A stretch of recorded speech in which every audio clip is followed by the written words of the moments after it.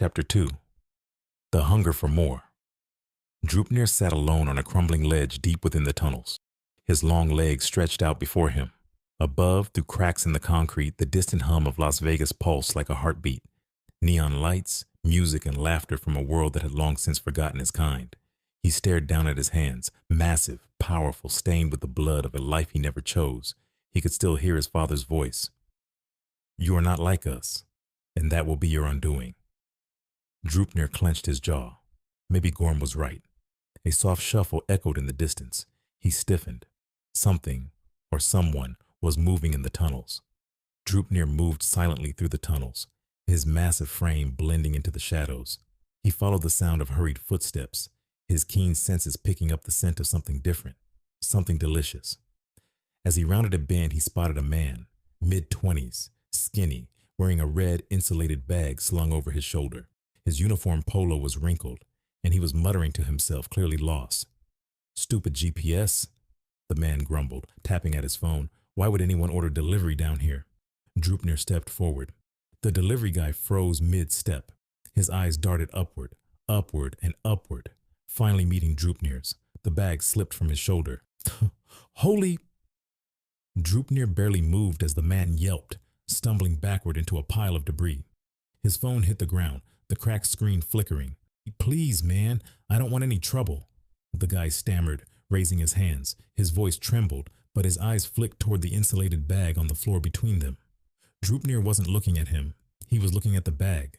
The rich, buttery smell of warm food filled his nostrils, his stomach twisting with a hunger he hadn't known he could feel. The delivery guy followed his gaze. A look of sheer panic and inspiration crossed his face. You want the food?" he blurted. Take it. Please, it's yours. I won't say anything." Drupnir tilted his head, then slowly reached for the bag.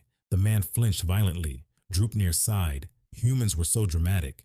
Ignoring him, he pulled out the container inside, a sleek black plastic tray with golden lettering, his brow furrowed at the words on the label. He could read a little, enough to piece things together, though it had taken years of stolen magazines and graffiti to teach himself. He sounded it out under his breath. Wagyu? Steak? He glanced at the rest of the sentence, struggling with the words. Maine, lobster, and grilled, shrimped? Shrimp. He meant shrimp. The delivery guy stared. "You can read?" he asked in sheer disbelief. Drupnir grunted. "Yeah, why? You think I'm stupid or something?" The man quickly shook his head and cowered. Nope, not stupid, sir." Drupnir barely heard him. He had eaten plenty of human food before, burgers, stale fries, cold pizza, but nothing like this. It was fresh, hot. The smell alone was richer than anything he had ever tasted. Slowly he pulled off the plastic lid. Steam curled into the air. The juicy, perfectly marbled steak glistened with butter. The lobster tail sat neatly beside it, split open and drenched in sauce. The shrimp were grilled just right, their smoky aroma mingling with the rest. Drupnir's stomach growled. Dude, are we good?" the delivery guy asked hesitantly. Drupnir looked up. The man paled. I'll just go now," he yelped, sprinting off into the tunnels. Drupnir didn't bother stopping him. His attention was on the food. He picked up the steak and took a bite. His entire world changed. The flavors exploded across his tongue. Rich, savory, perfect. The butter seeped into the meat. The seasoning balanced exactly right. His hands trembled as he grabbed the fork, stabbing into the lobster next, one bite. He exhaled sharply, his eyes fluttering as he quickly devoured the rest. For years he had fought against his family's ways, refusing to eat like them, but he had never truly found a substitute that made him want to walk away. Until now. As he finished the meal, licking the last bit of butter from his fingers, a strange, determined thought settled in his mind. He was done with his family's ways. He was going to eat real food, and maybe he was going to cook it himself. Drupnir wiped his mouth with the back of his hand, savoring the lingering taste. The steak, the lobster, the grilled shrimp. It was unlike anything he had ever eaten. For the first time, he felt full without feeling sick. He had spent years scavenging discarded fast food from dumpsters, sneaking leftovers from human camps. But this was different. This was food, and he wanted more. But there was a problem. Drupnir didn't know how to make it. Cooking, real cooking, was a human thing. His family never prepared their meals beyond tossing them into the fire until they were charred beyond recognition. He had never needed to learn, but now he did. His massive fingers traced the golden lettering on the discarded plastic tray. How do humans make meals like this? His stomach rumbled again. He had just eaten, but it wasn't hunger this time. It was curiosity. Drupnir glanced back toward the tunnels, the deep passages leading back to his family. He had never gone deep into the city willingly, but if he wanted to find more food, real food, he needed to learn how humans made it, and that meant stepping into their world. For the first time in his life, Drupnir started walking toward Las Vegas, toward the lights, toward something more. Drupnir moved carefully through the city, keeping to the shadows of back alleys and abandoned lots. The neon glow of Las Vegas flickered across his pale skin, and the sounds of human life surrounded him.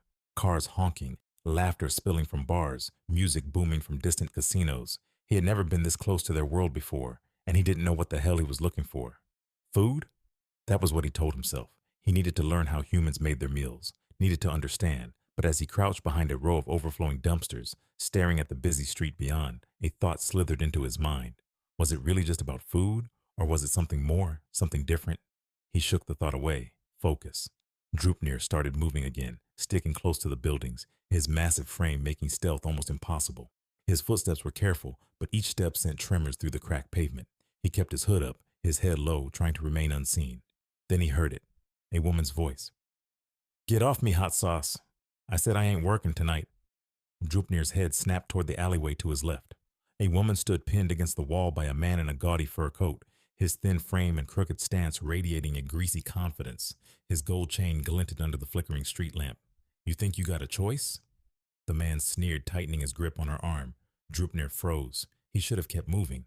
This wasn't his problem, but his eyes locked onto the woman. She was beautiful in a way he had never seen before. Dark skin glowing beneath the streetlight, curls bouncing as she struggled against her attacker. Something about her made him hesitate, made him want to watch just a little longer. The woman, Miracle as he'd later know her, yanked her arm free, glaring at the man. "You want to run your mouth, hot sauce? Run it somewhere else. I ain't in the mood for your Hot sauce slapped her across the face. Drupnir's hands clenched into fists. His first instinct was to charge in and rip the man's arms off, but that would bring too much attention, too much risk. Instead, his eyes darted around, looking for something to throw. His gaze landed on a discarded microwave leaning against a pile of trash. "That'll do." Drupnir's massive hand gripped the microwave casually, weighing it like a small stone as he eyed his target. Just scare him. That was the plan. Just throw it near him, make some noise, get him to run. He stuck his tongue out the side of his mouth as he carefully lined up his throw, then he hurled the microwave. It sailed through the air, fast, way faster than he intended. The metal box whistled like a missile before it slammed into Hot Sauce's skull with a brutal thunk. The man's body jerked, his head snapped back. For a split second, he just stood there, swaying, his gold chain swinging from the impact. His mouth hung open, like his brain was still trying to process what just happened. Then, his knees buckled. He collapsed face first onto the pavement, arms sprawled like a cartoon character who had just been hit with an anvil. Drupnir froze. Oh. Miracle jumped back, eyes wide. "What the?" She spun in a circle, searching for the source of the attack. "Who did that?" Drupnir swallowed hard. Okay, maybe that was too much. He peeked out from behind the dumpster. Miracle turned and locked eyes with him. For a second, neither of them moved. Even on his knees, Drupnir was still huge. Miracle blinked. Then, instead of screaming, she put her hands on her hips. "Damn," she muttered. "You're a big one, huh?" Drupnir panicked. He didn't know what to say. His mouth opened, but nothing came out. "Well, I'm Miracle. What's your name, big guy?" she asked, tilting her head. "Drupnir," he mumbled. Miracle grinned. "Drupnir? That's too much. I'ma call you Drew." Drupnir just stared at her. "Well, Drew," Miracle sighed, glancing at the very unconscious Hot Sauce. "Thanks for the assist, but he's gonna be real pissed when he wakes up." She turned back to him. "Come on out. Let me get a good look at you."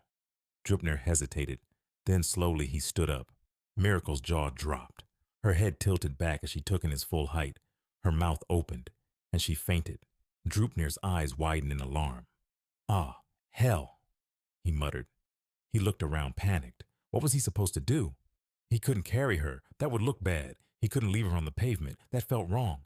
Then his eyes drifted to Hot Sauce's limp body. The dude wasn't waking up anytime soon. Drupnir crouched down and grabbed Hot Sauce's tacky fur jacket. In one motion, he yanked it off. Hot Sauce's body flopped limply against the pavement with a soft smack. Drupnir winced. Sorry, man. He folded the stolen jacket into a makeshift pillow and gently slid it under Miracle's head. She sighed softly in her sleep, completely unaware. Drupnir stood there for a second watching her. He snapped out of his admiration for Miracle, the strange fluttering feeling in his chest vanishing as cold reality set in. He was a sitting duck. He had to get the hell out of here. Panic set in. What if someone saw him? He had just knocked out a man and was now standing over an unconscious woman, like some 10-foot-tall crime scene. He turned and ran, slipping back into the shadows, heading straight for the tunnels, his first night in the human world, and he had already screwed it up.